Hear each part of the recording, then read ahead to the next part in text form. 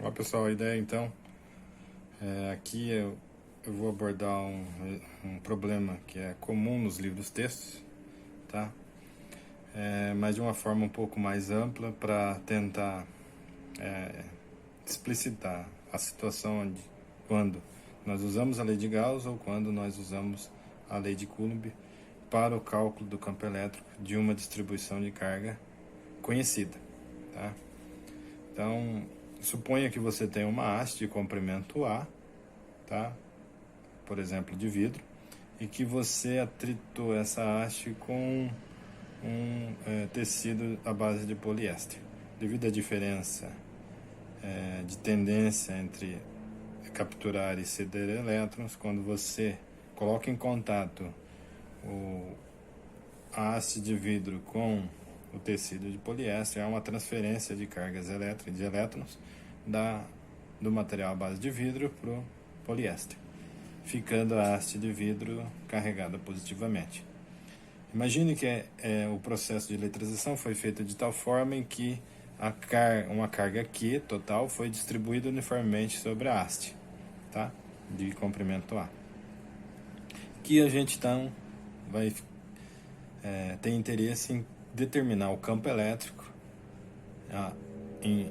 gerado por essa distribuição de cargas, mas para simplificar em um ponto bem específico, que é o ponto P, que se encontra sobre a mediatriz dessa haste de comprimento A, tá? Uma distância Z da própria haste, tá? Então, como seria o procedimento para executar esse cálculo? Bom, o primeiro passo seria analisar a distribuição de cargas. Então, como essa distribuição de cargas conhecida se encontra, no caso aqui eu vou considerar que é uma distribuição de carga uniforme ao longo do comprimento A, tá?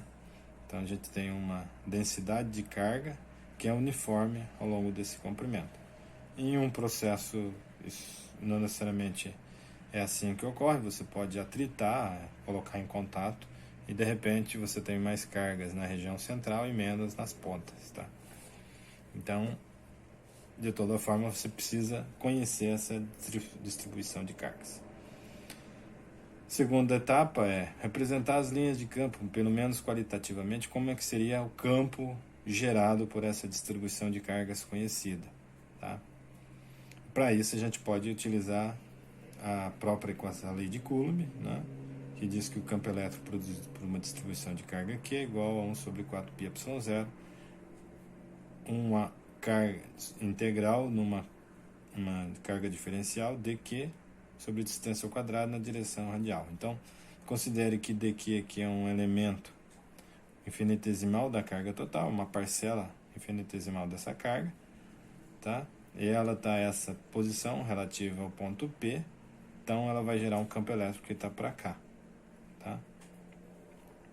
Como o ponto P está na mediatriz, para toda a carga dQ do lado superior vai ter uma carga dQ do lado inferior, a mesma distância, que vai gerar um campo para cima, seguindo a lei de Coulomb.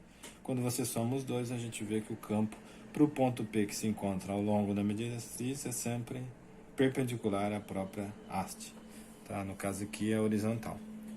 Então, essa linha, o campo elétrico no ponto P vai estar apontando para lá. Já o campo elétrico num ponto que se encontra desse lado aponta para cá, tá? Se nós fizermos a mesma análise para um ponto aqui, ele aponta para o infinito, para um ponto aqui embaixo ele vai apontar para baixo, tá? E em pontos intermediários, por exemplo, um ponto aqui, maior parte da carga vai estar gerando elementos de campo nessa direção. Então, quando eu somo vetorialmente todos eles, eu vejo que tem uma pequena inclinação, de tal forma que, se estiver bem longe da haste, o campo vai ser aproximadamente radial, tá?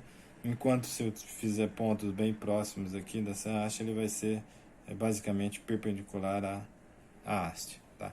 Então, esses vetores que eu coloquei é uma forma de nós representarmos o campo elétrico, pelo menos qualitativamente, em volta da haste, tá? Em volta dessa carga distribuída sobre a haste, e que se chama campo vetorial. Uma outra maneira de fazer essa representação qualitativa por meio das linhas de campo, onde as linhas de campo têm as seguintes propriedades. O campo elétrico é sempre tangencial a qualquer ponto da linha, então nesse ponto ele é tangente, aponta para lá, nesse outro ponto ele aponta para cá, nesse aqui ele aponta nessa direção, tá? E quanto mais próximas forem as linhas, significa que mais intenso é o campo elétrico naquela região. O ponto P, as linhas estão mais distantes do que esse ponto que está aqui, eles estão mais próximas. Por quê? Porque o campo elétrico nesse ponto é mais fraco do que nesse ponto aqui nessa região, uma vez que o campo elétrico depende da distância. Quanto mais distante, menos intenso, né, vai ser o campo.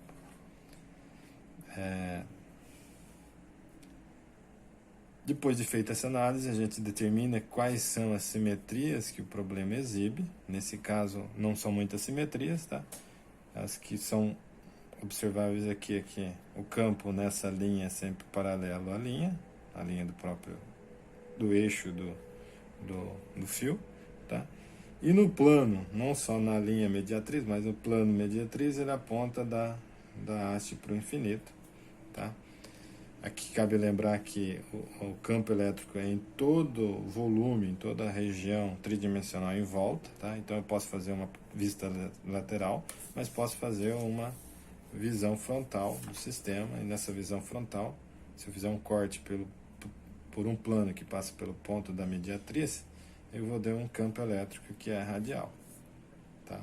Passando pelo ponto P, mas qualquer outro ponto que esteja, inclusive fora aqui do plano do papel, tá?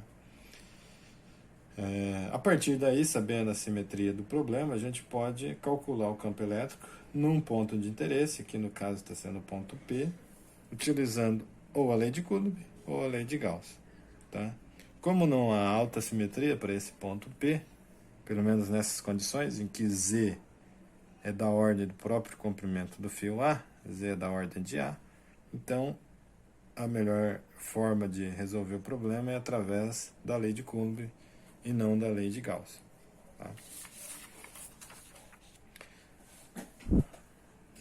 Como eu faço isso? Bom, aplicando a lei de Coulomb, para aplicá-la, né, E é integral sobre a distribuição de cargas, de dq é o elemento de carga infinitesimal. Então, esse elemento de carga infinitesimal vai gerar no ponto P um campo elétrico que aponta nessa direção, DE, seguindo a lei de Coulomb, tá? E aí, para resolver a integral, eu preciso parametrizar essas componentes da própria integral, o dq, o r quadrado e o versor radial. Para isso eu vou usar um sistema de vetores, u e w, né? O parâmetro S, que dá a distância do dq até um ponto. Então, conforme eu vario o S, eu vario os dqs, e eu vou ter que variar na hora da integração, da ponta de baixo até a ponta de cima. Conforme eu vario a posição do dq, eu vou variar a distância r, que é do dq até o ponto P, e essa distância r, o r quadrado, é s quadrado mais e quadrado, utilizando o teorema de Pitágoras. E o dq é lambda, que é considerado aqui a situação de que o lambda é constante, ds. Substituindo isso nessa integral, eu vou obter isso daqui, duas integrais, uma por componente U do campo elétrico, que aponta para cá, componente W do campo elétrico, tá? Daí que vem a simplificação quando eu escolho pontos, por ter escolhido o ponto P sobre a mediatriz. Essa integral aqui vai zerar pelo seguinte motivo. Para cada dq aqui em cima, tem um dq oposto aqui embaixo, que vai gerar um campo elétrico, né, nessa direção. E esse D com o D de baixo, somando, vão me gerar um campo elétrico que está alinhado com o vetor U. Tá? Então, as componentes em W se cancelam quando eu somo essa metade e quando eu somo essa outra metade. Tá? Então, essa vai dar zero. Resumidamente, para um ponto P sobre a reta mediatriz, tem-se que E é paralelo a U. Para qualquer ponto, aqui. Tá? Na verdade, para qualquer ponto no plano que passa pela mediatriz. Plano perpendicular ao eixo do fio. Então essa integral é zero e que sobra apenas a integração dessa componente. Para fazer isso, eu vou pegar o cosseno θ e representá-la através do S, que é a variável de integração, né? Vou integrar da ponta menos A sobre 2 até A sobre 2. Vou ficar dessa maneira com a integral, que é igual a isso, tá? E o EP, então, o campo elétrico num ponto P é igual a lambda sobre 4πε0, a integral de menos A sobre 2 até A sobre 2. Vou varrer o fio da extremidade de baixo até a extremidade de cima, z ds, s quadrado mais z quadrado, elevado a 3 meios na direção U. U é fixo. Tá? Utilizando uma tabela de integrais, eu vejo que essa integral dá esse resultado, e esse é o campo elétrico para qualquer ponto P sobre a mediatriz a uma distância z do próprio fio. Tá? Num caso especial em que o z for muito menor do que o A, tá? Então, eu tenho que EP igual a lambda sobre 2πz, pelo seguinte motivo: A sobre 2 vai ser bem maior que isso. Basicamente, eu tenho esse termo igual a A sobre 2, que corta com o de cima e só fica 1 sobre z, obtendo esse resultado. Tá? No entanto, para esse caso específico, que o z é muito maior do que o A, o campo elétrico se torna simétrico ao redor do fio. Tá? Por quê? Porque o fio, redesenhando aqui, eu tenho um fio de comprimento A bem longo, inclusive eu ponho tracejado, porque ele continua, em relação, quando eu comparo com a distância do ponto P. Tá? Então, nesse caso, se o ponto P está nessa posição um pouquinho para cima, um pouquinho para baixo, nas três situações o campo elétrico vai apontar do fio para o infinito, vai ser radial. Tá? Por quê? Exatamente porque as pontas estão tão longe que elas não vão interferir. Então, o sistema tem uma simetria em que o campo elétrico não varia se eu mudar as posições assim. Tá? Ele só vai mudar se eu mudar a distância z. Tá? Então, isso tanto nessa vista lateral como na vista frontal. Se eu olho de cima, eu vejo que as linhas de campo são assim, não mais só para o plano que passa pela mediatriz, mas por qualquer plano. Um plano aqui, um plano mais para cima, um plano mais para baixo. Tá? Então, para toda essa região, eu tenho um campo que é basicamente radial, tá? E uniforme ao longo do eixo do fio. Tá? Então, eu tenho essa, representando através das linhas de campo, eu tenho essa configuração na vista lateral e na vista frontal. Para essa situação, então, o sistema exibe a autossimetria. E por exibir a autossimetria, aplicar a lei de Gauss é mais apropriado. Tá? E como eu aplico a lei de Gauss? Utilizando a autossimetria do sistema. O sistema vai ter autossimetria cilíndrica. Tá? Então, o que eu vou fazer? Eu vou escolher uma superfície gaussiana cilíndrica com o eixo centrado sobre o fio. Tá? No caso aqui, essa em vermelho. É uma superfície cilíndrica de raio Z, que passa pelo ponto P, está centrada no eixo do fio, tá? E com isso eu vou explorar, como a gente vai ver nos passos seguintes, a simetria do sistema, simetria do campo elétrico. Tá? Bom, utilizando a lei de Gauss, que seja qual for a superfície que você estiver falando, se ela for fechada, porque a lei de Gauss diz que o fluxo do campo elétrico na superfície fechada é que a carga que está dentro da superfície fechada é ε0. Nesse caso específico da superfície cilíndrica, eu tenho o seguinte: a superfície cilíndrica é formada por pode ser pensado assim, formada por três partes: tampa superior, área lateral e tampa inferior. São os três que estão aqui.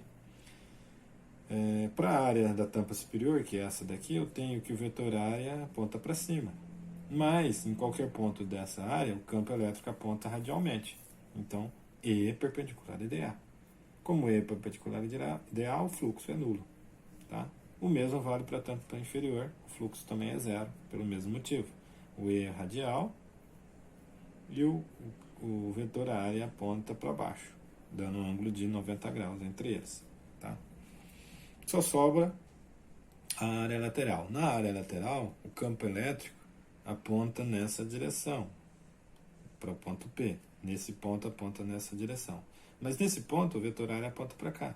Nesse ponto o vetor área também aponta para essa direção.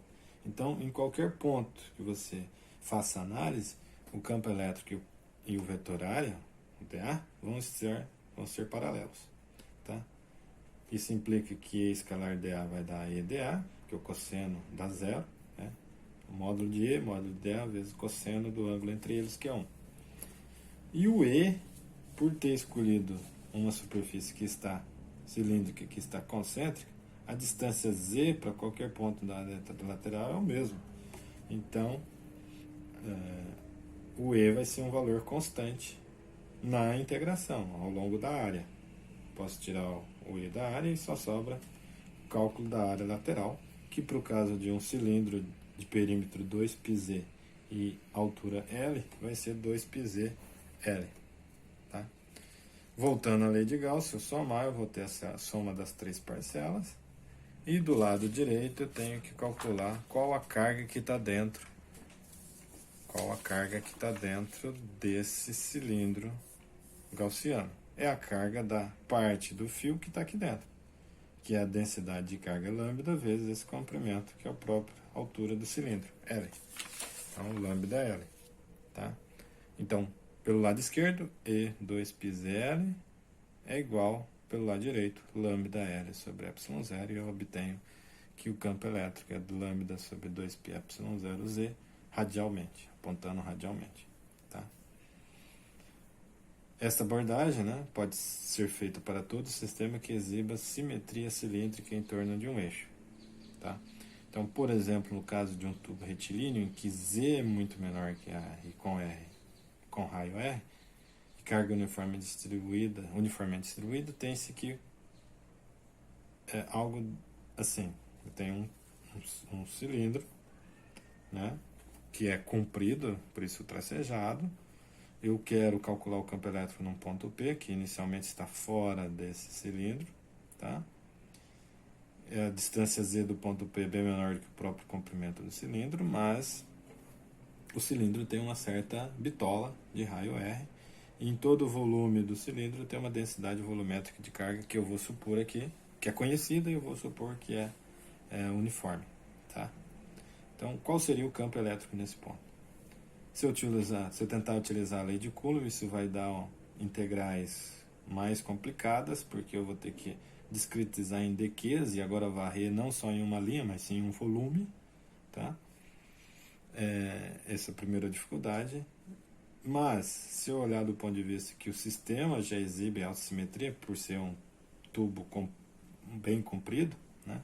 O Z é muito menor do que A, tá? Eu posso considerar a simetria do campo elétrico e aí utilizar a lei de Coulomb para calcular o campo elétrico, num ponto P, por exemplo. Tá? Então, qual é a simetria? É a mesma exibida do fio. Qualquer ponta que em volta a mesma distância Z tem um campo elétrico que aponta para o infinito, do cilindro para o infinito, e tem a mesma intensidade se o Z estiver à mesma distância, o campo E. Tá? Campo elétrico E. Aqui, por exemplo, nesse outro ponto, ele tem essa mesma característica. Tá? Então, qual é o segundo passo para fazer o cálculo? Escolher uma superfície gaussiana que esteja de acordo com a simetria exibida pelo campo, que é uma simetria cilíndrica. Então, eu vou escolher um cilindro centrado no eixo de simetria, com raio Z que passa pelo ponto P, tá? E com uma altura L, para dar o cilindro específico aqui, tá? Superfície fechada. Escolhida a superfície gaussiana, eu aplico a lei de Gauss a ela. Então, o fluxo do campo elétrico sobre toda essa superfície gaussiana deve ser a carga que está lá dentro. Tá? Vamos calcular primeiro o lado esquerdo e depois o lado direito, como a gente já fez no fio anteriormente. O fluxo total no campo elétrico é igual ao fluxo na área lateral, mais na tampa superior, na tampa inferior. Da mesma forma, para a tampa superior eu tenho que o DA está na vertical e o E em qualquer ponto está na horizontal. Então o ângulo entre eles é de 90 graus.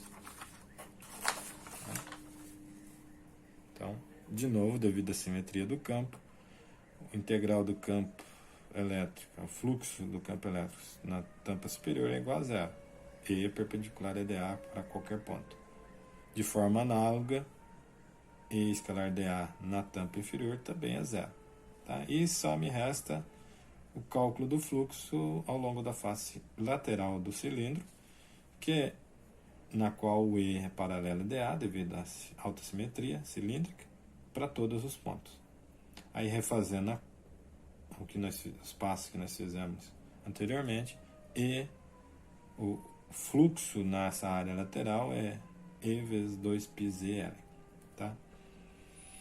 Do lado direito da lei de Gauss, eu tenho que calcular a carga que está lá dentro. E a carga que está lá dentro é a carga, é a densidade de carga vezes o volume que possui carga. Tá? Então, é ρ vezes o volume do cilindro com raio R e comprimento L. Onde tem carga dentro da superfície vermelha gaussiana? É só uma parte do cilindro que está dentro dessa superfície gaussiana. Que parte é essa? É a parte com comprimento L, altura L, e raio R, e densidade de carga ρ. Tá? Então eu fico com o quê? Como ρ é constante, sai da integral, eu estou considerando densidade uniforme de carga, fica dV, o volume desse cilindro. E o volume desse cilindro é a área da base, πr², vezes a altura L. Daí, voltando à lei de Gauss, tem-se que o lado esquerdo é igual ao lado direito, dividido por, no caso, esse valor que nós calculamos dividido por ε0, e eu tenho que z é ρ r² sobre 2ε0, 1 sobre z, para qualquer z esteja fora do cilindro. Tá? Como λL é igual a carga encerrada, e ρ e carga encerrada também é ρ πr²L, eu tenho esse resultado, essa relação, e eu acabo vendo que tanto para o cilindro mais com raio R não desprezível, como por um cilindro ou um fio delgado, os resultados, pelo menos para pontos externos, têm a mesma propriedade desde que o Z seja muito menor do que o A. Tá? Além disso, com a mesma abordagem, a gente pode calcular o campo elétrico agora dentro do cilindro, num ponto P com Z menor do que o raio R. Errão. Z menor do que errão. Tá? De novo, eu tenho simetria aqui dentro, a mesma simetria aqui dentro, simetria. Então eu escolho uma superfície gaussiana, a única diferença é que a superfície gaussiana agora tem um raio Z que passa pelo ponto P aqui dentro. Então o raio Z é menor do que o raio R do tubo real. Tá? E de novo ela vai estar centrada no cilindro. Eu aplico novamente a equação e a dedução para o lado esquerdo, que é o fluxo, segue os mesmos passos, chegando ao mesmo resultado, 2πzl vezes z. Tá? O que vai mudar um pouquinho é o lado direito, porque aí eu tenho que calcular a carga encerrada. E a carga encerrada agora não é πr² vezes zero, porque parte dessa carga está fora da superfície gaussiana. O que eu tenho que considerar é a carga do cilindro que está contida na superfície gaussiana. Portanto, vai ser apenas uma parcela da carga total, e essa parcela vai ser igual a quanto? A área da superfície gaussiana, né? A área dessa área aqui, 2πz² vezes a altura, que vai me dar o volume que a superfície gaussiana contém. Tá? Fazendo esses cálculos, a gente tem que encerrada é igual a ρ dV, o ρ é constante, sai, sobra o dV, tá? E aqui encerrada é igual a integral do dV sobre o volume do cilindro com raio Z e comprimento L, que dá πz²L. Substituindo, então, eu tenho que o EZ é igual a ρ 2ε0 vezes Z para Z menor que R. Para finalizar, eu vou fazer o gráfico, né, do campo elétrico em toda a região do cilindro e representá-la em função da distância do eixo do cilindro. Tá? O que vai acontecer? Para a região interna, o campo elétrico vai aumentar com Z, linearmente com Z, vai ter isso aqui. E vai chegar até o limite de Z igual a R. Quando Z igual a R, fica ρR dividido por 2ε0, que é esse valor aqui. Tá? Já para pontos com Z maior que R, eu tenho que utilizar a equação que nós obtivemos anteriormente, que é essa daqui. ρR quadrado 2ε0 vezes 1 sobre Z. Então, diminui com 1 sobre Z. Diminui com 1 sobre Z. Então, aqui é proporcional a 1 sobre Z. E aqui é proporcional a Z. Nós temos, então, o resultado para o campo elétrico para toda a região. Campo elétrico produzido por um fio de comprimento longo e bitola R maiúsculo, tá? E tanto para a região interna como para a região externa, dada por esse gráfico aqui.